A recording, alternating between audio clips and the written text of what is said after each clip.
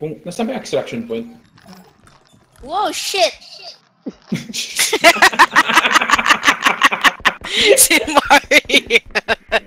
Puro na yung corpses ng mga kaibigan niya. Nakakala.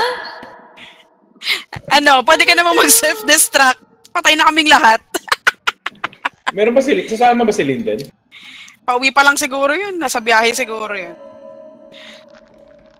Nasa messenger ba siya? Kanina Wala. siya, sali-sali siya eh. Ayun ang dinededma. Tama. Pag may katabi siya, nagbe-bell siya eh. 1, 2,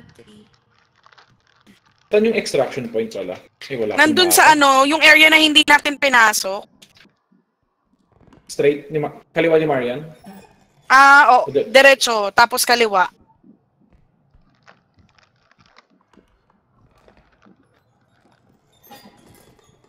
Yung baby, nagde-dead. Yung baby nagde-dead. Nang babato yung baby. Kailangan niya ng item para may magawa siya. Yun yung bakit namatay. Kaya nga, nang babato item, siya. Yung item namin na hawak na 11k, tinapon yung baby sa kanya, parang pinush, namatay siya sa naipit.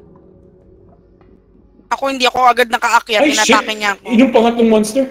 Ay shit, gagi yung jack-o'-lantern. Bayan! Ah, gonna die! Ah, gonna die! Takbo!